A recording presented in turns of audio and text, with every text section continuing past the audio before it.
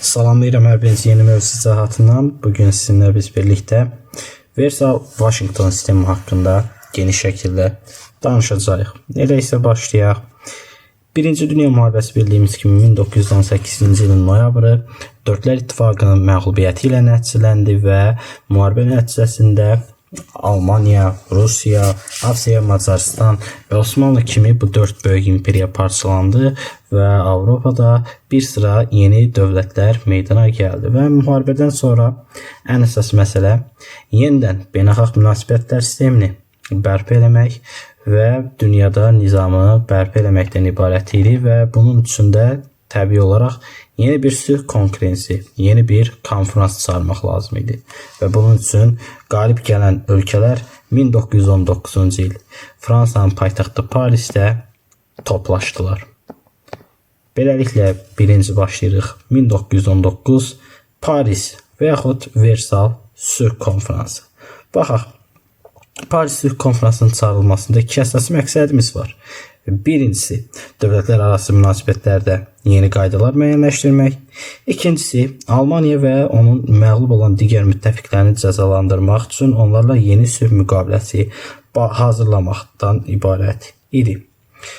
Konferansda kimlər var idi? Konferansda yalnız qalib dövlətlər və bir də bir tərəf olan ölkələr iştirak edirdi. Məğlub olan dövlətlərə isə müqavilələrin şərtləri ultimatum şəkildə özlərinə göndərilmişdi. İkinci bir tərəfdən konferansa kimlər dəvət olunmamışdı? Təbii olaraq məğlub olan ölkələr, Almaniya və onun müttəfiqləri və bir də separat sülh müqaviləsini imza atan Sovet Rusiyası. Konferansda Almaniya və onun müttəfiqləri ilə ümumiyyətlə məğlub olmuş ölkələrlə imzalanacaq sülh müqavilələri nəyin əsasında, hansı qayda qanun əsasında formalaşdırılacaqdı? Cavabımız ABŞ prezidenti Woodrow Wilson'un 14 maddə prinsipi. Bu 14 maddə prinsipi barədə birazdan daha ətraflı danışacağıq. Deməli, sülh müqavilələri nəyin əsasında hazırlanıbdı? Parisdəki sülh konferansında qəbul olunan bütün müqavilələr Woodrow Wilson'un 14 maddə prinsipi. Davam. Konferansda sülh müqaviləsini ilk olaraq hansı ölkə imzalayıb? Məğlub olmuş ölkələrdən söhbət gedir. Almaniya. İlk dəfə Almaniyanı masaya oturtdurur və onunla sülh müqaviləsini imzalayırlar 1919 iyun ayının 28-də. Versal müqaviləsini imzalamayan ölkə. Sual verilir. Cavabımız Çin. Səbəb isə Çinin ərazisində olan Alman müstəmləkələrinin hamısının Yaponiya verilməsi idi. Çin bundan razılaşmamışdı. Digər tərəfdən, bəs hansı ölkə idi ki, ümumiyyətlə Versal müqavilələrini ratifikasiya etməmişdi. Yəni onları qəbul eləməmiş, təsdiq etməmişdi. Söhbət ABŞ dövlətindən gedir. ABŞ Senatı Versal konferansının bütün qərarlarının heç birini ratifikasiya etmir. Ratifikasiya yəni hər hansısa bir ölkənin qanunverici orqanının həmin ölkənin prezidenti və yaxud səlahiyyətli şəxs tərəfindən qol çəkilən bir sənədə belə deyək, təsdiq verməsidir. Yəni, tutalım, ABŞ prezidenti Woodrow Wilson qol çəkibdir, millətlər cəmiyyəti yaradılsın, mənim 14 maddə prinsipim əsasında sülh müqavilələri formalaşdırılsın. Lakin bunu qəbul edirmi bəs, belə deyək ki, ABŞ Senatı, yəni qanunverici orqanı? Xeyr, o qəbul eləmir. Və buna görə deyirik, ABŞ ratifikasiya etməmişdi. Davam elədik. Baxaq. İndi digər bir məsələ, Versal sülh müqaviləsində əsas mübahisəli məsələ nədən ibarətdir? Cavabımız Almaniyadan təzminat alınması məsələsi.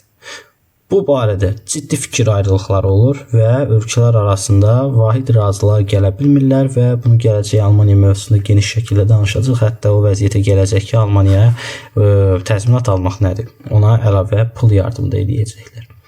Nəysə, bu qalsın hələ ki bir qıraqda. Keçirik Woodrow Wilson'un 14 maddə prinsipi nədən ibarət? Woodrow Wilson'un əsas 14 maddə prinsipini təşkil edən 3 ana bənd var. Birinci, gizli diplomatiyadan imtina edəcək. İkincisi, silahlar, hərbi qüvvələrin sayı azaldılacaq. Üçüncüsü isə hərbi xalq öz müqəddəratını təyin edə biləcək. 14 maddə içərisində ən önəmli maddə hər bir xalqın öz müqəddəratını müqəddərat sözü mənası, yəni öz taleyini təyin etmə prinsipinə əsaslanmasıdır. Bundan əvvəlki konqrenslərimiz, konfranslarımız, məsəl üçün Viyana konqrensi olsun, Berlin konqrensi olsun, Paris sülh konfransı, ondan əvvələ gedək, məsələn, deyək, Vestfaliya sistemi. Bunların hər birində güc tarazlıqları qorunurdu. Hər hansı bir ölkə digər ölkəni zəiflədir, hər hansı bir dövlət Avropada hakim bir dövlət olurdu və bu zaman monarxların hakimiyyətinin legitimliyi önəm daşıyırdı. Lakin artıq 1919-cu il 1-ci Dünya müharibəsindən sonra hazırlanan müqavilələrin əsası xalqların öz müqəddəratını təyin etmə prinsipinə əsasən hazırlanmışdır. Bunu yadda saxlayaq. Deməli, Woodrow Wilson əsas 14 maddə prinsipinin ən əsas bəndi nədir? Xalqların öz müqəddəratını, öz taleyini təyin etmə prinsipi idi. Bununla yanaşı 14 maddə prinsipi tam şəkildə, belə deyək ki, tətbiq oluna bilmir, praktika oluna bilmir.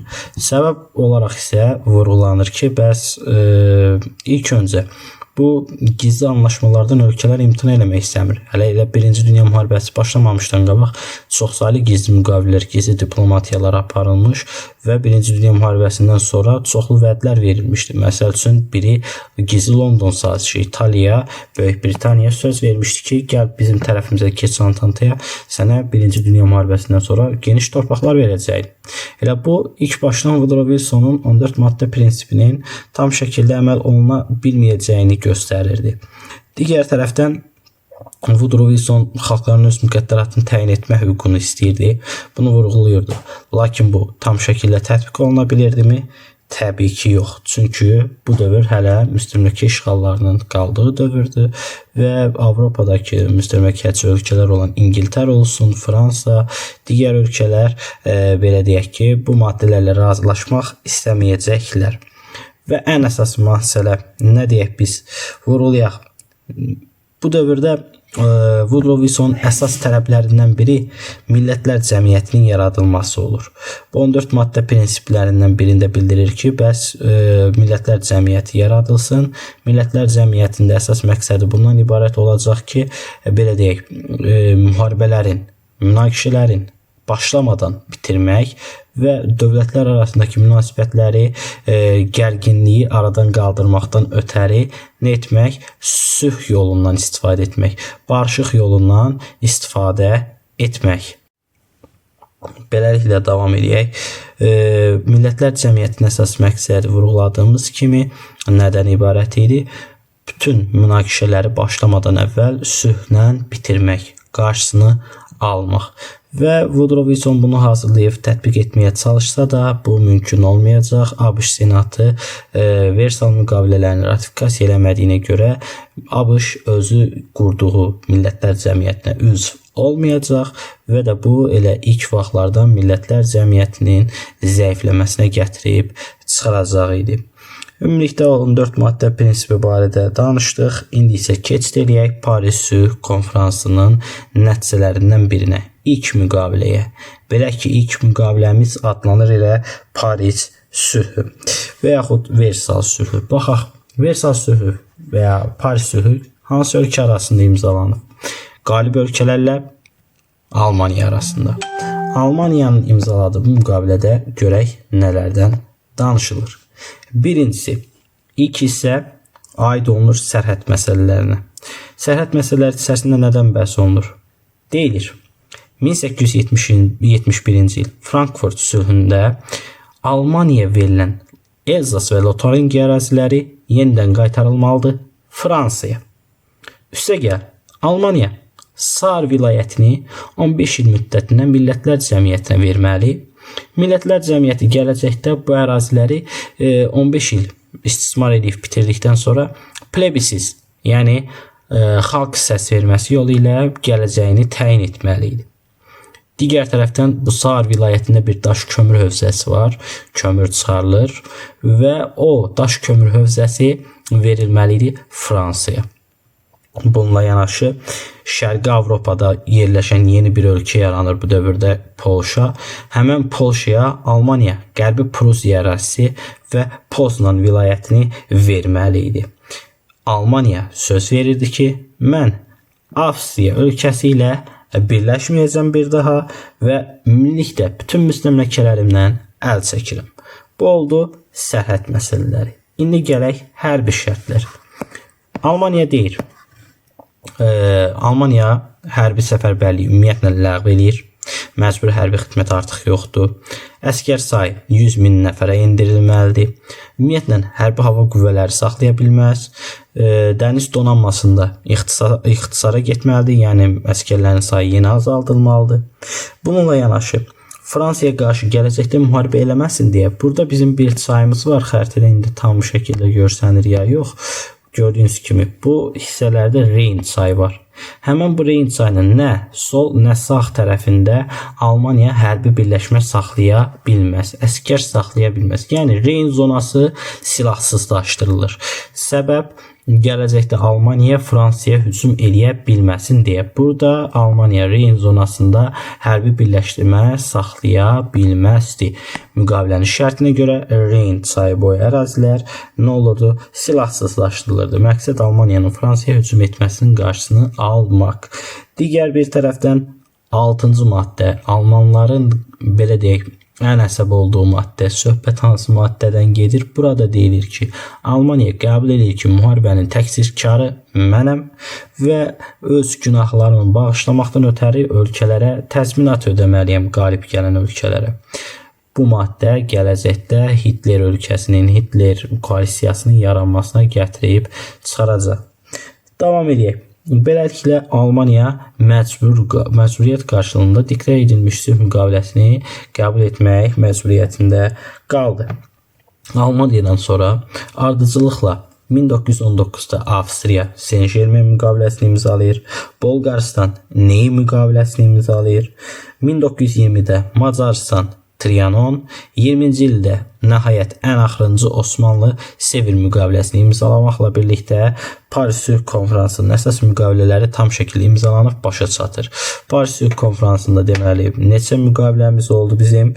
Sayası olsaq birincisi Almaniya ilə imzalanan, Avstriya, Bolqarıstan, arada birini yedik, Macaristan və bir də Türkiyə ilə imzalanan sülh müqavilələri 5 müqavilə təşkil edir. Paris Sülh Konfransının əsasını. Birinci müqaviləni imzalayan Almaniya, ən son, ən gec imzalayan isə Türkiyə olmuşdur.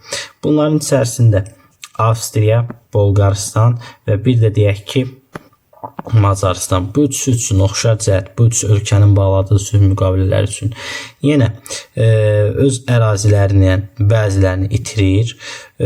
Həmçinin qalib gəlmiş ölkələrə təzminat ödəməli, öz ordularını məhdudlaşdırmalı, saylarını azaltmalı idilər. Osmanlı ən gec müqaviləni imzalayan ölkə oldu. Gəlin bunun səbəbinə baxaq. Səbəb olaraq bunu vurğulayacaq ki, o dövrdə Böyük Britaniya və Fransa Osmanlı torpaqlarını bölüşdürmək məsələsində aralarında ziddiyyət yaşayırlar yenə. Bu şərt məsələsini həll etməkdən ötəri bir-birlərini yeyirlər və nəhayət 1920-ci ildə Sevr müqaviləsinin bəndləri hazırlanıb Osmanlıya diktə edilir və Osmanlı hakimiyyəti bunu qəbul edir.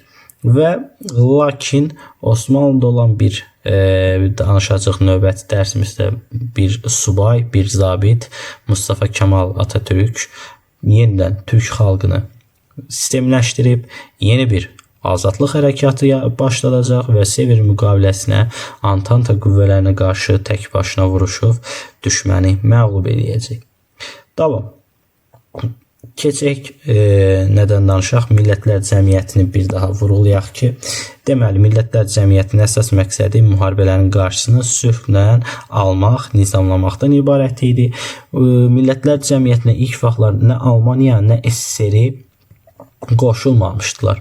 Nə də ki, yeni yaranacaq olan Türkiyə Cümhuriyyəti. 1926-da Almaniya Millətlər Cəmiyyətinə üzv qəbul olunur. 1932-də Türkiyə, 1934-də isə SSR Millətlər Cəmiyyətinə üzv qəbul olunur. İndi çıxma illərinə baxaq. 1933-də Yaponiya və Almaniya Millətlər Cəmiyyətindən qovulacaq. Bunun səbəbini beynəlxalq münasibətlər mövzusunda geniş danışacağıq. Bir digər tərəfdən 1939-da SSR Millətlər Cəmiyyətindən qovulacaq. Bunu da Rusiya mövzusunda geniş şəkildə danışarıq. Bu illərə diqqət yetirib əzbərə yadda saxlayaq. Millətlər Cəmiyyətində kim iştirak eləmirdi? Hansı ölkə? ABŞ. Çünki ABŞ Senatı ratifikasiya eləməmişdi. Səbəb olaraq isə göstərirdi ABC Senatı ki, bizim ölkə 1823-cü ildə Prezident Monroe'nun dövründə Monroe doktrinası qəbul edib və həmin doktrinanın əsasını təzyiqçilik prinsipi təşkil edir. Yəni Avropa öz işinə, Amerika isə öz işinə baxmalı. Amerika isə Avropanın işlərinə qarışa bilməz və buna görə də ABŞ Senatı Woodrow Wilsonun imza çəkdiyi müqaviləni təsdiq eləmir, ratifikasiya etmir və buna görə ABŞ Millətlər Cəmiyyətinə qəbul olmur. Həm ABŞ, həm Sovet Rusiyası kimi güclü iki dövlətin Millətlər Cəmiyyətində iştirak etməməsi Millətlər Cəmiyyətinin zaten ən başdan zəif olduğunu göstərirdi. Gələk digər bir önəmli məsələyə, mandat sistemi. Mandat sistemi nədir?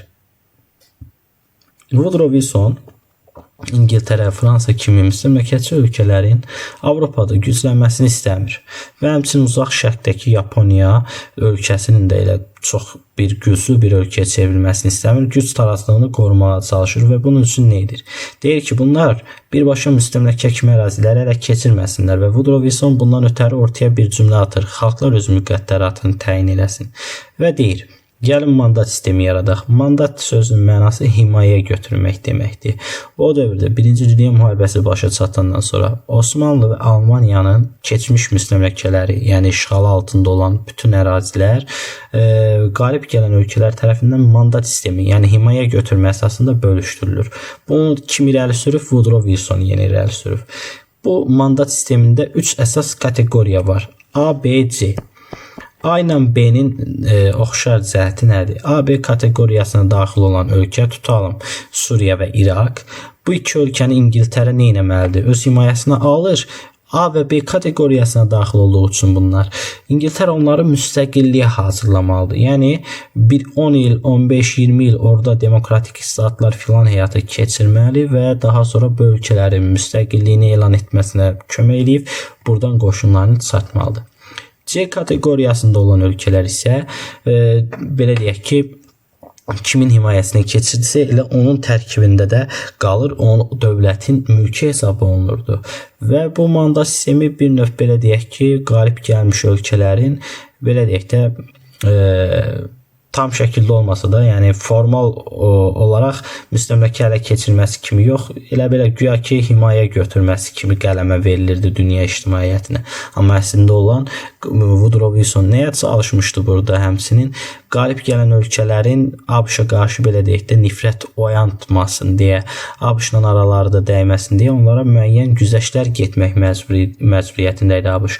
Bunun üçün də onlara torpaq verilməli olduğunu bilirdi. Ancaq birbaşa işğalçılıq kimi, birbaşa onların torpağı kimi sayılmasın deyə mandat sistemini ortaya atır və mandat sistemində bütün ölkələr qəbul edirdilər. Beləliklə bunu da vurğuladıq. Beləliklə vurğulayaq ki, mandat sistemindən kimlər faydalandı, hansı ölkələr?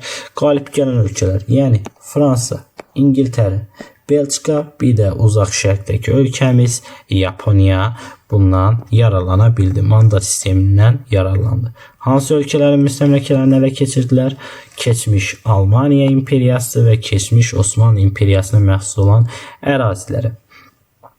Gələk Versal müqaviləsinin nəticələri. Versal müqaviləsinin nəticəsində Rusiya kimi, Osmanlı kimi, Avstriya, Macaristan kimi və Almaniya kimi 4 böyük imperiya dağıldı və bu 4 imperiyanın dağılması nəticəsində Avropanın, ümumiyyətlə dünyanın siyasi xəritəsində böyük dəyişikliklər baş verdi. Ən böyük dəyişiklik isə Balkan yarımadasında oldu. Xəritədə dairəyə aldığım hissəyə diqqət yetirin. Əvvəllər burada bu ikinci bir dairəyə də baxaq. Həmən bu içərisini qaraladığım yerdə böyük bir Avstriya Macaristan imperiyası var idi. İndiki vəziyyətə baxın. Artıq içərisində Çexoslovakiya, Macaristan, Avstriya, Yugoslaviya kimi ölkələr var. İlk öncə buradan Yugoslaviyaya baxaq.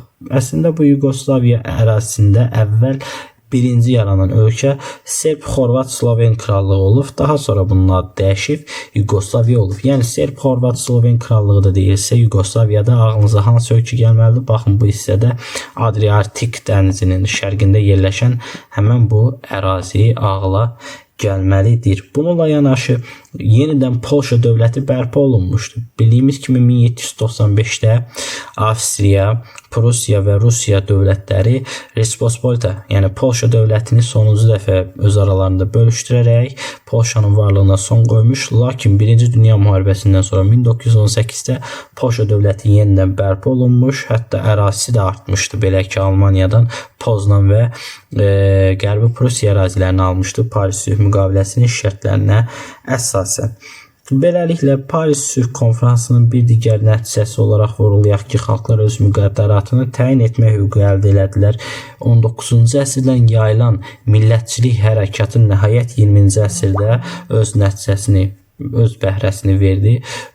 Və lakin bu millətçilik hərəkatları əslində dünyanı növbəti ikinci bir müharibəyə sürüklədi. Belə ki, Şərqi Avropada bir sıra milli azlıqlar, yeni dövlətlər qurmaq istəyəcək. Həmin o milli azlıqlar yeni dövlət qurmaq istədiklərinə görə bir sıra üsyanlar, ərazi, sərhəd, belə deyək, münaqişələri yaşanacaq. Həmin bu münaqişələr də ikinci bir dünya müharibəsinin başlamasına səbəb olacaq. Boş yerə deyil ki, bu dövrdə imzalanan bu Versal, həmçinin Vaşinqton sistemlərini çox tarixçi qum üzərində qurulmuş sülh adlandırır. Səbəb olaraq burada bu qədər müstəqil ölkə yaranması əslində Avropaya pis təsir elədi. Xırda ölkələr, milli azlıq problem deməkdir. Milli azlıq özünə yeni dövlət yaratmaq istəyir və həmən xalq, həmən o milli azlıq öz müqəddəratını təyin etmək hüququ aldığını eşidib və ona görə nə edir? Öz ölkəsinə üsyan edir və yeni dövlət yaratmağa çalışır və bu da gələcəkdə yeni münaqişə ocaqlarının, müharibə ocaqlarının yaranmasına gətirib çıxarır. Bununla yanaşı bu dövrdə Fransa nə etməyə çalışır? Fransa istəyir ki, əvvəllər şərqdə bir müttəfiqi var idi bunun, Rusiya. Lakin indi Rusiya yoxdur və Rusiyanın əvəzinə yeni bir müttəfiq tapmaq lazımdır və bunun üçün Fransa nə edir? Şərqi Avropada yaranan bu yeni dövlətlərlə mehriban qonşuluq münasibətləri yaradır ki, gələcəkdə yenə Almaniya ilə nəsə bir müharibə filan, Allah uzaq eləməsin olsa, təbii ki olacaq 1939 özdə ən qanlısı. Həmən o müharibədə özünə müttəfiq tapsın və bunun üçün də Şərqi Avropa ölkələrində bir sıra milli azlıqları, ölkələri və s. dəstəkləyirdi. Bununla yanaşı belə deyək ki, ABŞ, Sovet Rusiyası dediyimiz kimi millətlər cəmiyyətinə üzv qəbul olunmamış, onların elə üzv qəbul olunmaması həmən bu Versal-Vaşinqton sisteminin nə qədər belə deyək də qırılğan, nə qədər sınmağa hazır olan bir sülh müqaviləsi olduğunu göstərirdi. Həmçinin çox ölkə bundan narazı qalmışdı. Çin narazı idi müqavilədən. İtaliya, Yaponiya xüsusilə narazı qalmışdı. Səbəb İtaliya söz vermişdi ingilislər ki, müharibə qutarsın, NATO olmasına torpaq verəcəyik. Amma İtaliya yeni torpaqlar görmədi. Yaponiya Vaşinqton konfransının qərarlarından narahat olacaq. Onun barədə indi birazdan danışacağıq. Həmçinin ona da İtaliya kimi söz vermişdilər ki, sənə də yeni ərazilər verəcəyik, amma Yaponiyaya da yeni ərazilər verilmədi.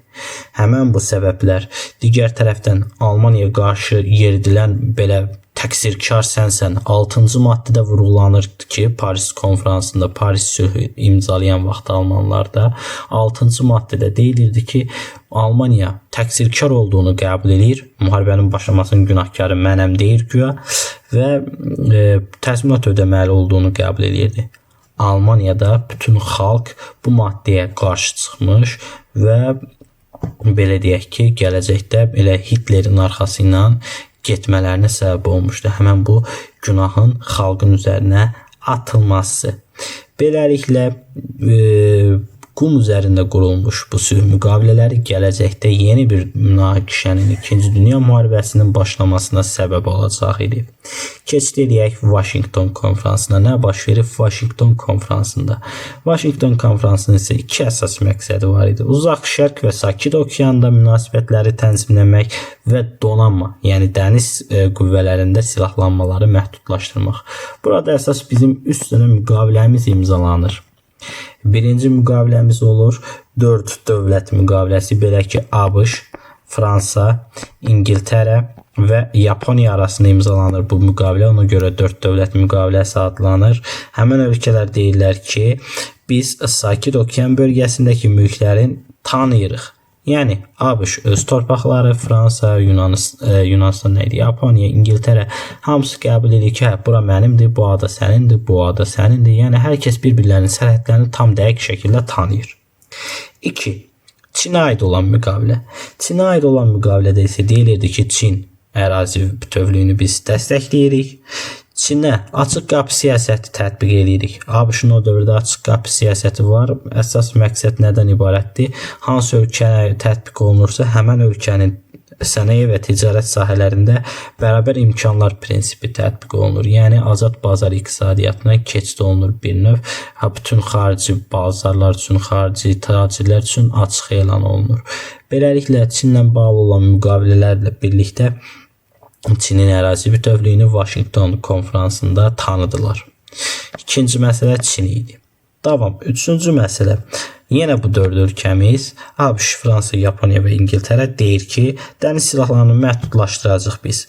Bunun da əsas iki nəticəsi olur. Bir, Sakit Okeanda Yaponiyanın fəaliyyəti məhdudlaşır, Yaponiyanın əl-qolu bağlanır. Digər tərəfdən İngilislərin dəniz üstünlüyü ABŞ-la bölüşdürülür. Baxın, 1-ci Dünya müharibəsinə qədər dənizlərdə üstünlük İngilislərdə idi.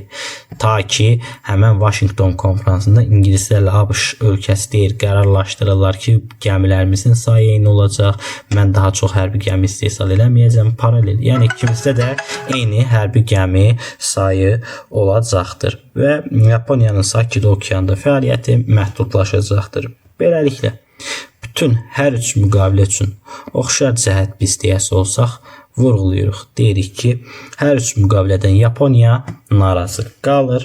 Çünki Yaponiya ümumiyyətlə Çinin müstəqilliyinin tanınması, Sakit Okeanın Ruslara verilməsi kimi maddələrlə razılaşmırdı. Beləliklə Yaponiya məsələsində yekunlaşdırdıq. Belə bir şey də vurğulayaq ki, yadımızda da 1-ci Dünya müharibəsi ərəfəsində Fransa Almaniyaya qarşı revanşist siyasət yürüdürdü.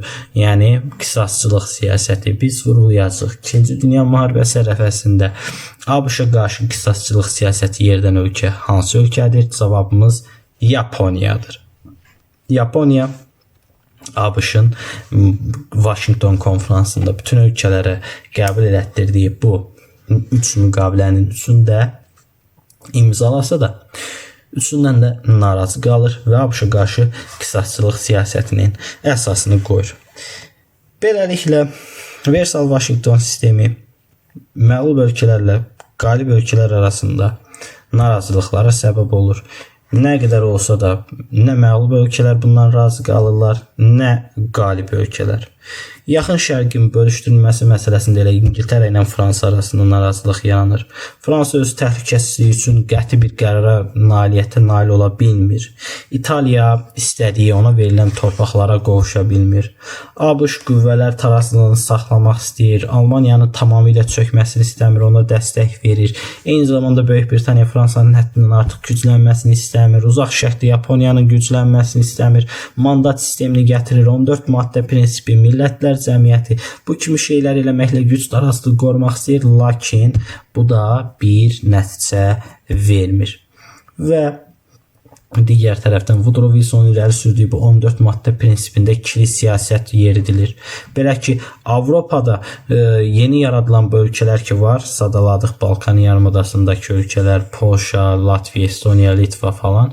Həmən bu ölkələrdə yeni 14 maddə prinsipi tam düzgün şəkildə tətbiq olunduğu halda Asiya olsun, Afrika olsun, Cənubi Amerika qitəsindəki digər yeni yaranan ölkələr olsun, həmin ölkələrə eyni bu 14 maddə prinsipi düzgün şəkildə tətbiq olunmur və demək olar heç tətbiq olunmur. Məsələn, İngilislər Hindistan müstəmləkəsinə müstəqillik vermirlər. Nə də ki, İngilislər daha sonra ərəbləri o dövrdə Osmanlıya qarşı üsyana qaldırsalar da, onlara müstəqillik vəd etsələr də onlara həmən vəd etdikləri müstəqilliyi vermirlər. Davam edəcək olsaq, digər tərəfdən yenə eyni şeyi vurğulayaq. ABŞ, Rusiya millətlər cəmiyyətində tam şəkildə üzv olaraq heç bir zaman qalmırlar və bu da belə deyək ki, nəyə səbəb olur? Versal-Vaşinqton sisteminin çürüməsinə, dağılmasına və yeni dövlətlər arası münasibətlər sisteminin tam şəkildə qurulmamasına, zəif qalmasına səbəb olur və 2-ci Dünya müharibəsinin elə başlamasına gətirib çıxarır nəhayət olaraq. Beləliklə bugünkü mövzu izahatımız bu qədər. Ümid edirəm sizin üçün Versal-Vaşinqton sistemi tam şəkildə açıqlayıcı oldu. Gələn dərsimizdə görüşərik. Sağ olun, salamat qalın.